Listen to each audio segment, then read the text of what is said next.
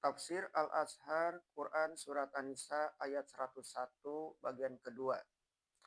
Menurut riwayat dari Ibnu Abi Nujaih dari Mujahid, asal-usul turun ayat ini adalah kejadian pada diri Nabi Shallallahu Alaihi Wasallam bersama-sama sahabat-sahabatnya dalam suatu peperangan di dekat Usfan.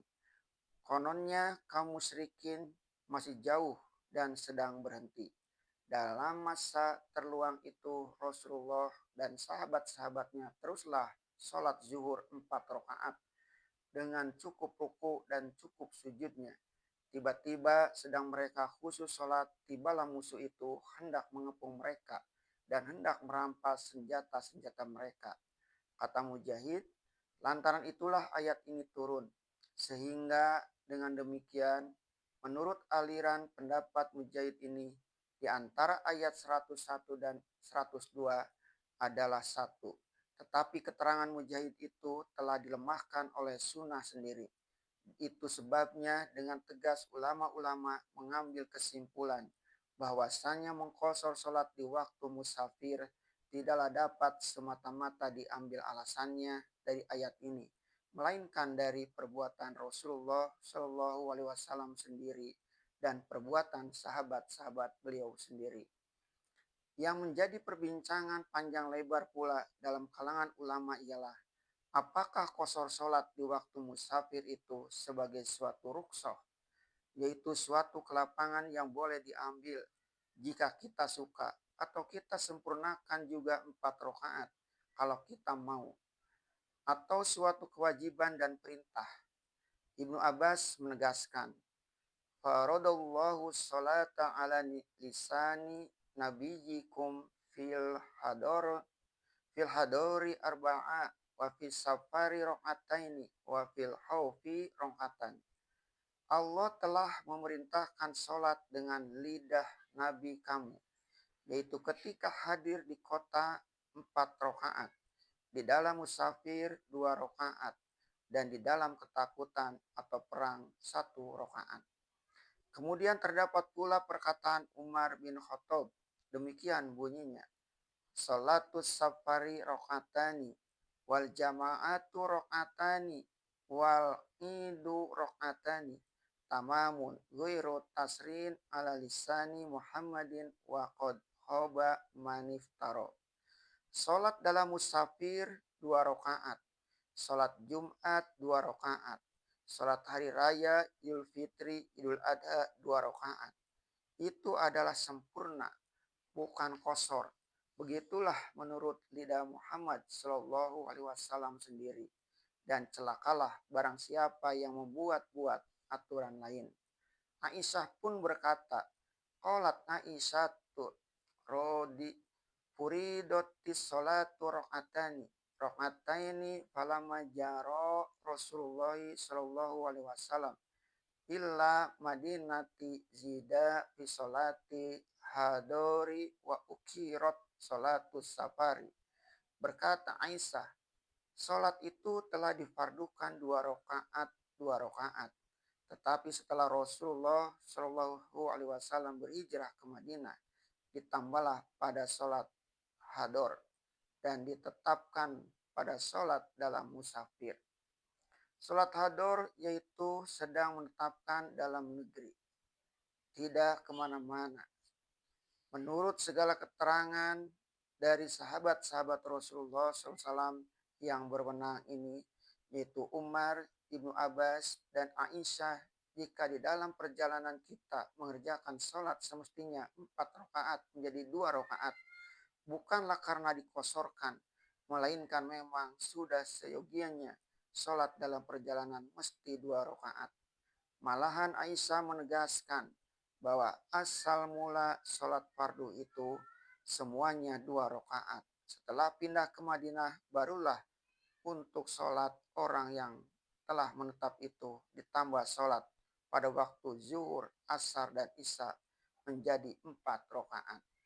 Dari keterangan-keterangan inilah timbul segolongan besar ulama, sahabat, dan tabi'in dan lain-lain berpendapat bahwa sholat 4 rakaat menjadi 2 rakaat dalam musafir bukanlah mengqashar, tetapi adalah perintah Allah. Al-Qasimi di dalam tafsirnya Mahasin At-Ta'wil menegaskan bahwa mazhab ulama dalam sholat qasar dalam perjalanan ini terbagi 4 macam. Pertama, qasar dalam perjalanan adalah rukhsah, kelapangan yang diberikan menyempurnakan sampai 4 lebih afdol. Kedua, mengqasar di dalam perjalanan adalah wajib. Ketiga, mengqasar di dalam perjalanan hanya sunnah, bukan wajib. Keempat, terserah kepada yang bersangkutan sendiri, sebagaimana terserahnya memilih kafarat sumpah menurut kesanggupan. Lihat surat Al-Maidah ayat 89. Tegasnya dia boleh memilih akan menyempurnakan 4 atau mencukupkan 2. Untuk menguatkan pendapat terakhir ini, yaitu terserah kepada yang bersangkutan mana yang akan dipilihnya, tetap melakukan 4 ataupun 2, adalah mereka berpegang kepada sebuah hadis yang dirawikan oleh Abu Nuaim dan lain-lain dari Aisyah, bahwa beliau pernah mengerjakan umroh mengikuti Nabi dari Madinah ke Mekah. Sesampai di Mekah, Aisyah berkata kepada Nabi, "Ya Rasulullah, demi Allah, pelihara ayahku dan ibuku, dan engkau mengqasar sedang aku menyempurnakan 4. Aku tetap berpuasa sedang engkau berbuka." Lalu Rasulullah SAW menjawab, "Perbuatanmu itu baik, hai Aisyah." Hadis Aisyah ini dirawikan pula oleh An-Nasa'i dan Ad-Darqutni dan Baihaqi. Darqutni dalam sunannya mengatakan hadis ini hasan. Tetapi ahli-ahli kritik hadis di antara Ibnu Hazm Al-Andalusi dengan tegas menolak hadis itu. Katanya hadis ini tidak ada kebaikan padanya. La khaira fihi.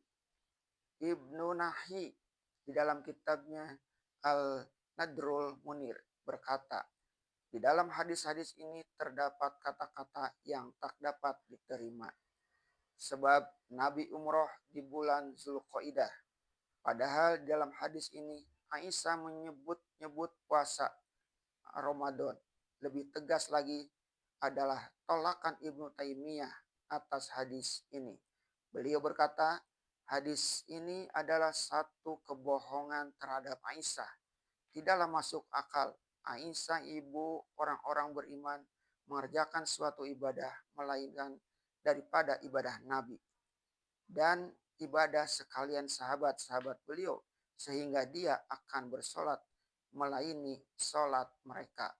Padahal yang sahih hadis dari beliau ialah beliau pernah menegaskan bahwa pada mulanya sekalian solat 5 waktu itu diturunkan 2 rakaat. Kemudian setelah ke Madinah barulah diperintahkan sholat waktu hador ditambah jadi 4 rakaat dan sholat dalam musafir ditetapkan sebagai semula 2 rakaat. Begitu tegas keterangan beliau, sebagaimana dapat diterima bahwa dia akan sholat berlain dengan sholat Nabi dan sholat kaum muslimin yang serombongan dengan Nabi. Begitulah tegasnya bantahan Ibnu Taimiyah atas riwayat ini. Ada riwayat bahwa Utsman bin Affan di akhir pemerintahannya kembali sholat 4 rakaat dalam musafir, bukan 2. Hal ini mendapat bantahan keras dari sahabat-sahabatnya yang lain. Di antaranya dari Ibnu Mas'ud bahwa ada diriwayatkan orang bahwa satu di antara kritik orang kepada beliau ialah tentang hal ini.